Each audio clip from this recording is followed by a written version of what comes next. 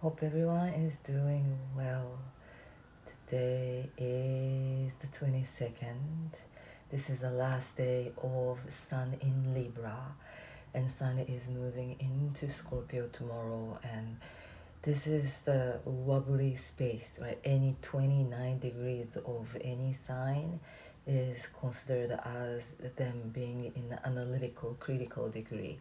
So as the sun moves through this 28, 29 degrees of Libra right now, we're being asked to really build a new relationship with our own self, right? The Libra is the sign all about balance and harmony in relationships. Libra rules the energy of the seventh house, which is the opposing energy from the Aries. Aries is all about me, my need, my want, my personality, my ego, my physical needs, right? Libra is the energy that we have to, right, here on earth we need to cooperate and co-balance each other's, the relationship is a big deal. So whether it's a relationship with others, with a significant one, with friends, your relationship with work, all all level of relationships theme is on a table right now for us to really face our relationship with the government, our relationship with the information, the media, all of that, our relationship with what's going on in the Middle East. Everything is kind of, we are being asked to check if this relationship is, a little poisonous, and it always drags me down into the heavy space, or throws me off from my peace center. Then whatever that situation is, re we have to consider about restructuring our relationship with that, right? It is about everything. I'm not talking just about relationship with this particular situation or everything. Everything is, we should check, right? Because this Libra season, it was a big deal because of that last new moon happening in the sign of Libra. We are in this lunation cycle, which the Libra theme is gonna continue to be strong, right? Even when Sun moves into Scorpio, we're already feeling this energy shift from Libra to Scorpio, because today Mercury is moving into Scorpio, and as a pattern, right, Mercury just jumped into the heart of the Sun. So Mercury and Sun are two planets. I wouldn't consider Sun as the planet, but they are traveling very close together. When they are traveling close, that means, okay, so when Mercury moves into Scorpio, and the following day, Sun will move into Scorpio, and because of the fact that Saturn is at 0 degree Pisces, when Mercury and Sun move into Scorpio, they have to face Saturn in trine, right?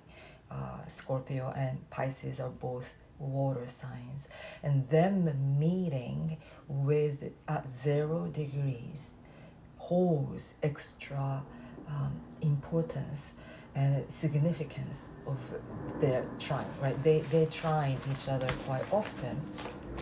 I mean, not that often, right? Every, like, 3 times a year or so, right?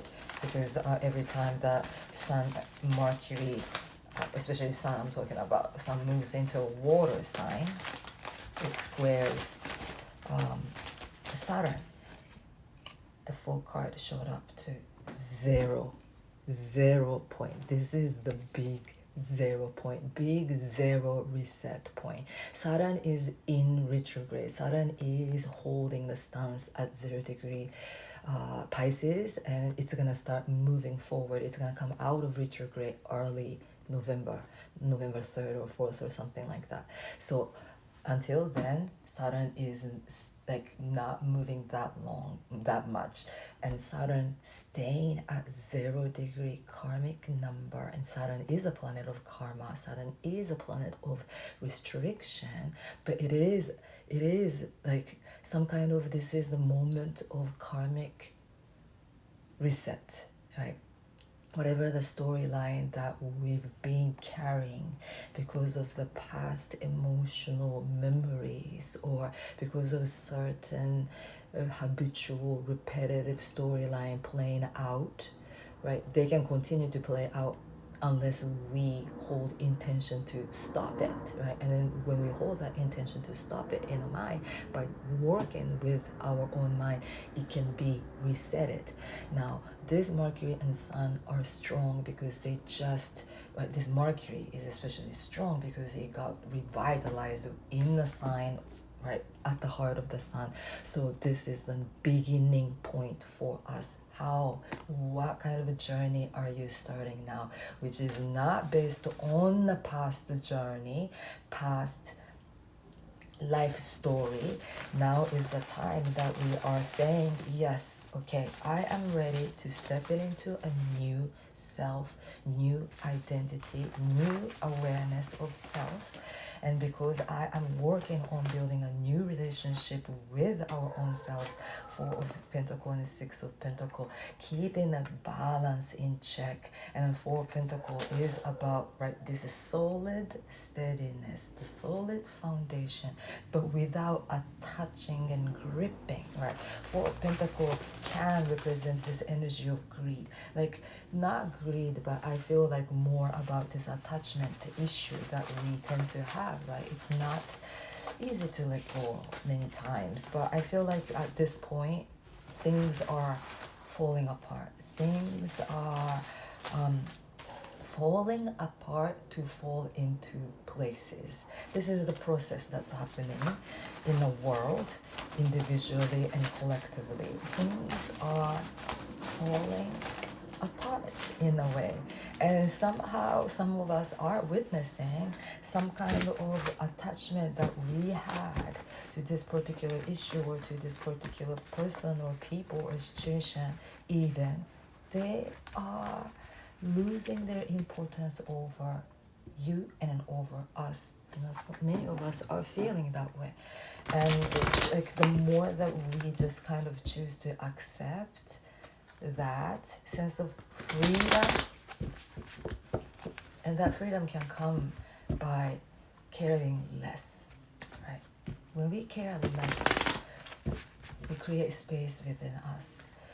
The more that we care so much about what's going on in the world as well, we bind ourselves into a small box where we are feeling this urgency to act, or this alarm state to react, right?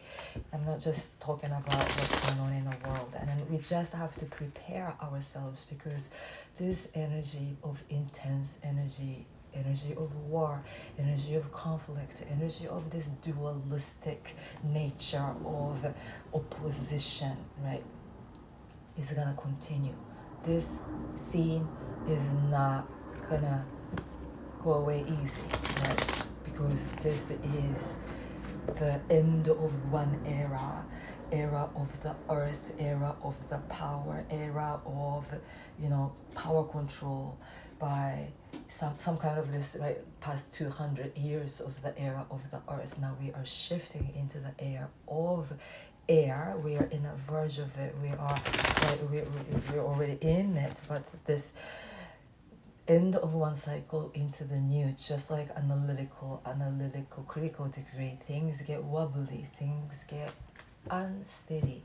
So this is just a process that we have to trust, and then even when those things come up, we have to check and just see if we can react differently, Again, this is the time that we are building a new relationship with our own selves. When that relationship shifts, our relationship with everyone around shifts automatically. It changes. It no longer, the frequency shifts. And I just want to finish up the astrology energy because yes, this is the wobbly time. Sun, Mercury shifting into Scorpio, and right at the end of this week on the 28th Saturday, we're gonna have this lunar full moon, lunar eclipse happening at 5 degrees of Scorpio. Right then, today, let's come back to today. Today, Jupiter and Venus are in trine with one another.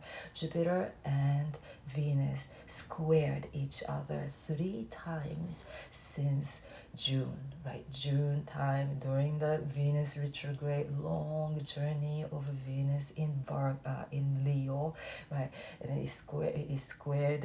Venus squared with Jupiter first, and then Venus retrograded and squared again, and now Venus is moving forward. But because Jupiter is in retrograde, right? It's in the past that happened 3 times. The square happened, but now, because Venus moved forward and journeyed forward into Virgo, now finally Venus is meeting with Jupiter in trine, the harmonious aspect, right? Because square is the aspect of war in the battle, right? It's the square is the aspect that is associated with Mars, like some cutting cord and releasing, and sometimes the tension can build up.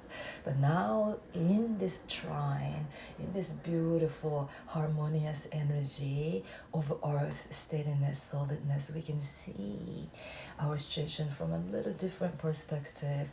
The more that we stay grounded, a lot of healing is happening too.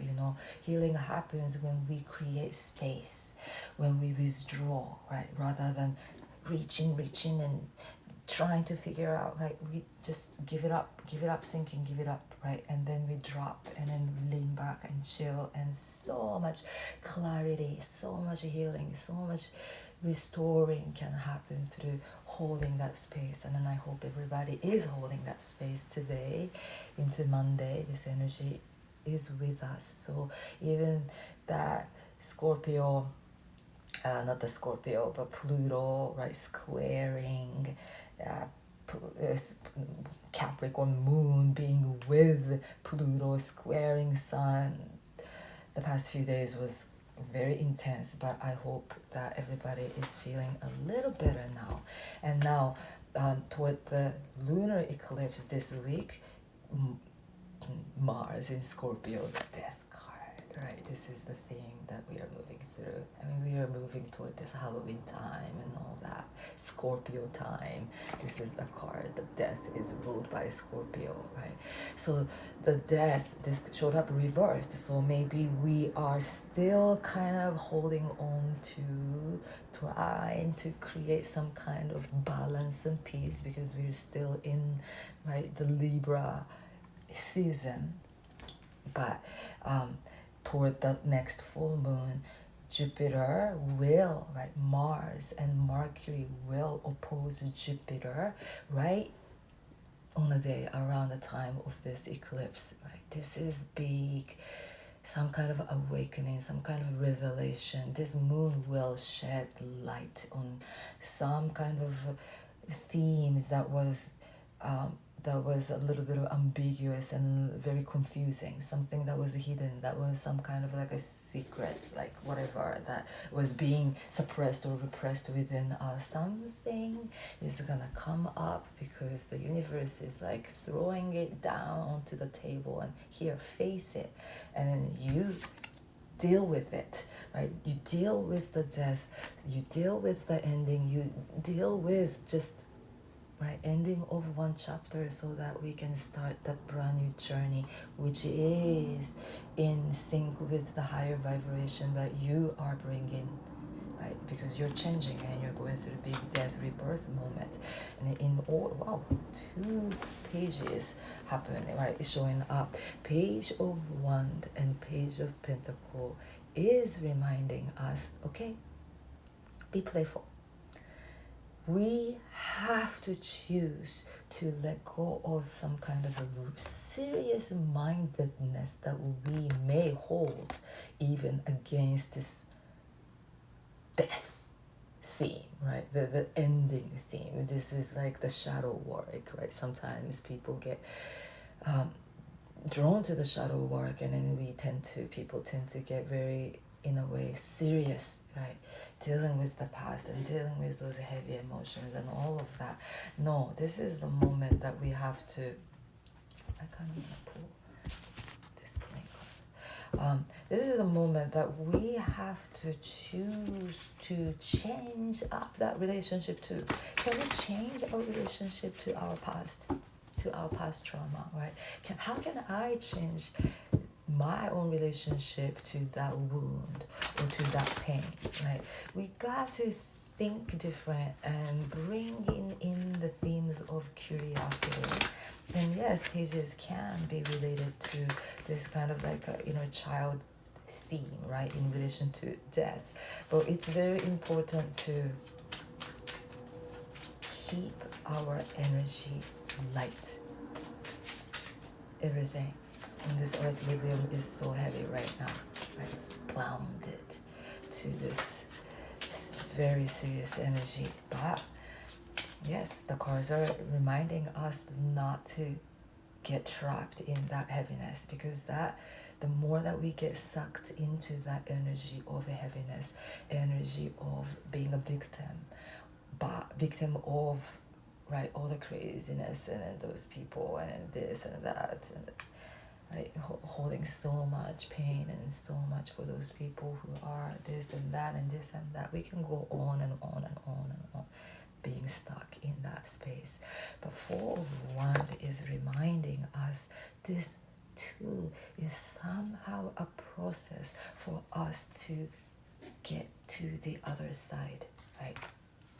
According to the law of energy, law of vibration, law of the universe, law of attraction, whatever you call it, right? You know, and I'm sure many of you have a heart, that whatever that we're experiencing now is something that we co-created in the past. Maybe I said this in other recording. I don't remember what I say these days. I say those things to my clients too, and I don't remember what I say, this and that. But somehow, because of this collective consciousness that holds this belief of duality and opposition, and I am me and you're different, and somehow whatever that happens in our life, the easiest, the best way to deal with, even when unexpected things happen, we have to question our own selves, saying like, how did I manifest that? How did I create this painful reality that I did not want? Usually there is a cause, right? Me, I was a mess, and then I created mess in my life, right?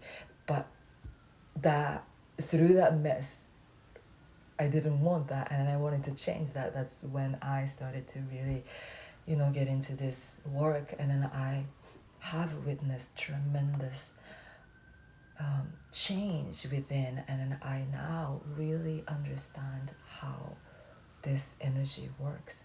Whatever that we're experiencing now is somehow we all have co-created this, or maybe we have ignored it. This energy, it has been here.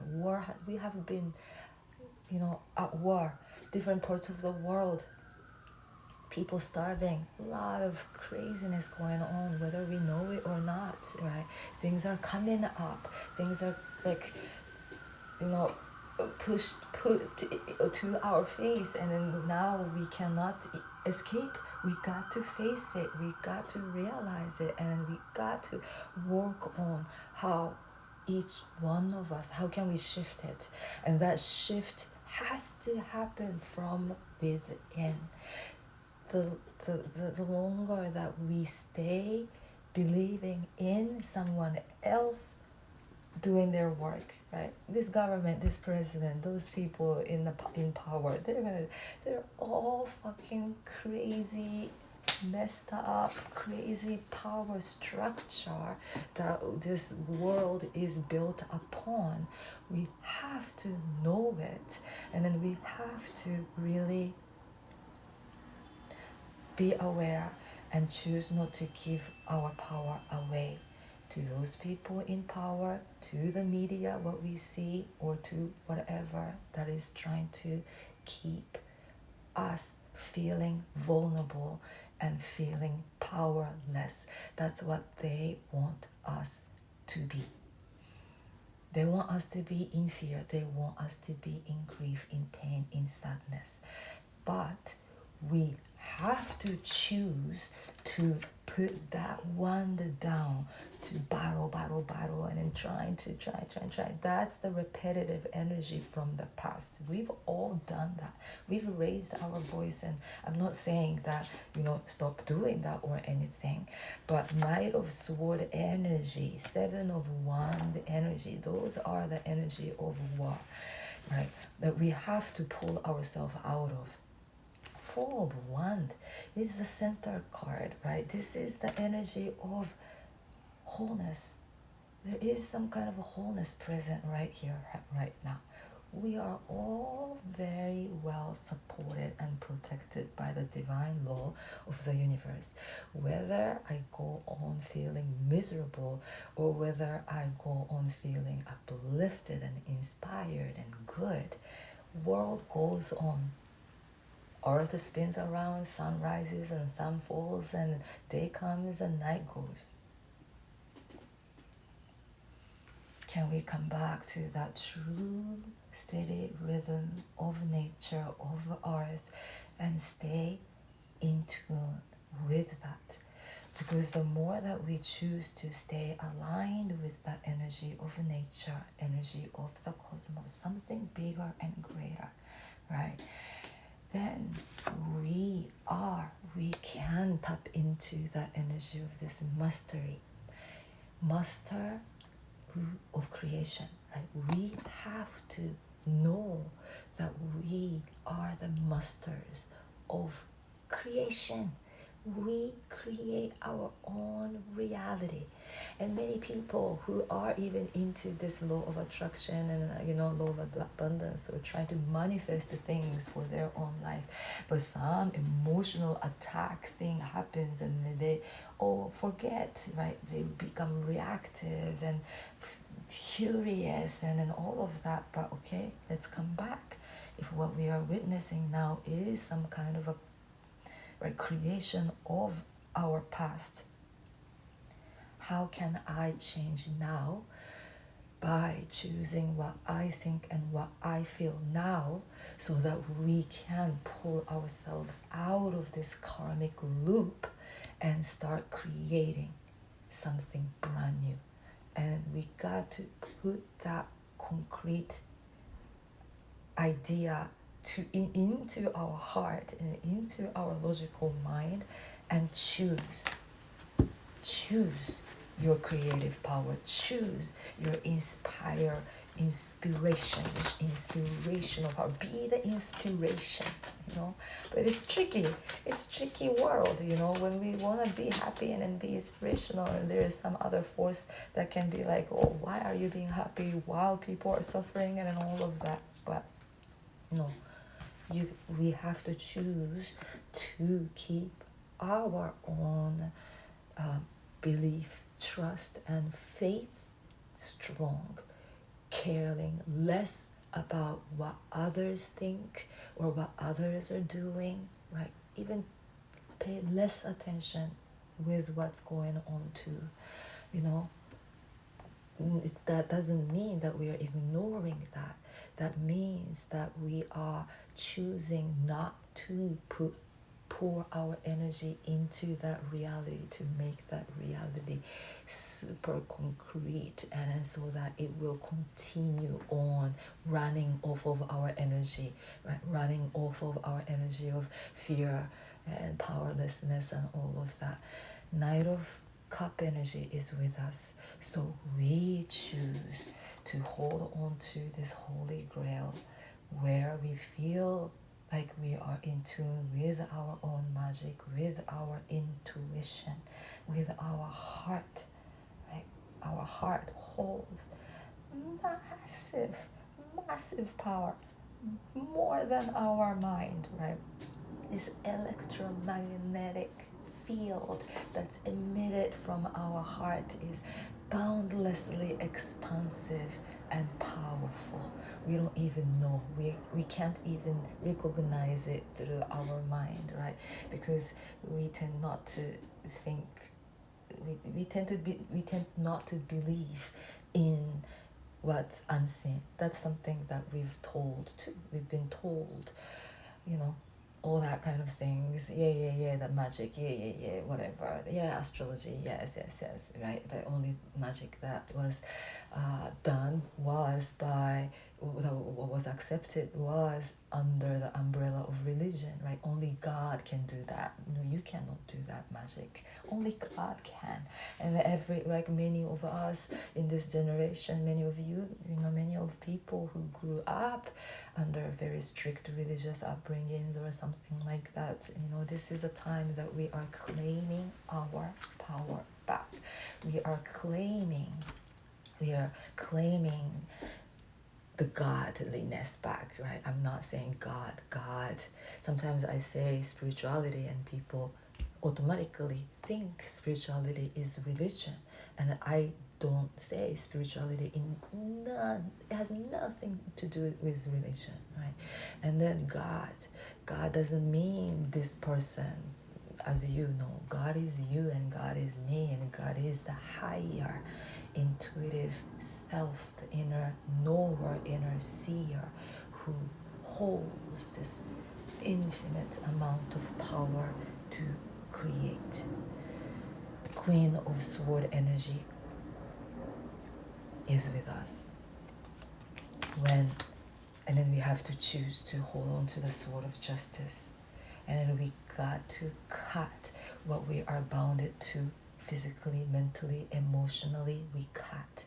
And in Rider's deck, this Queen of Swords head is above the clouds. Cloud can represent confusions and illusions and fleeting things, right? Ever conditional thing, right? Clouds are like drifting, like thoughts. Or this thought comes in, and it can sometimes bring storm. It can bring some crazy rain and hail and craziness, but it is, it flows by and it goes away.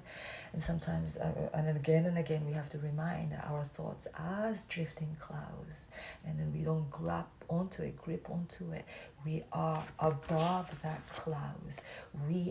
Our mind is the eternal spaciousness of the sky. We are the sky.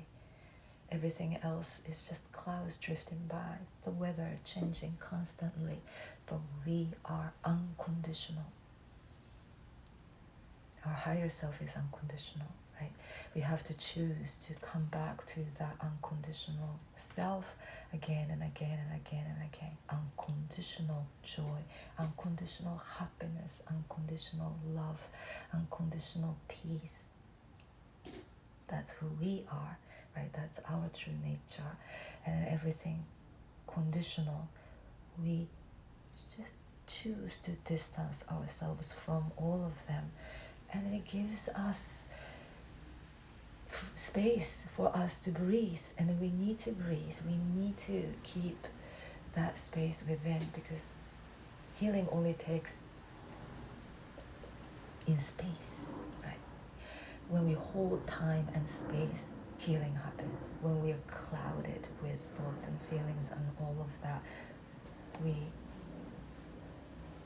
are off. We become off, because our spirit, eternal spaciousness, in essence, we are that eternal spaciousness, right? When we are carrying so much, we are bounded. We get pulled down to this heavy earthly realm. So let's keep our awareness clear,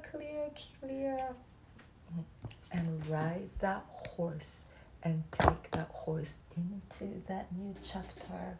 We are riding, we are riding, we are uprising, we are going up and never going back, never coming back to the past self, past crazy story. Let's create, co-create the new earth, the new beautiful earth where we know we are one and the life is beautiful.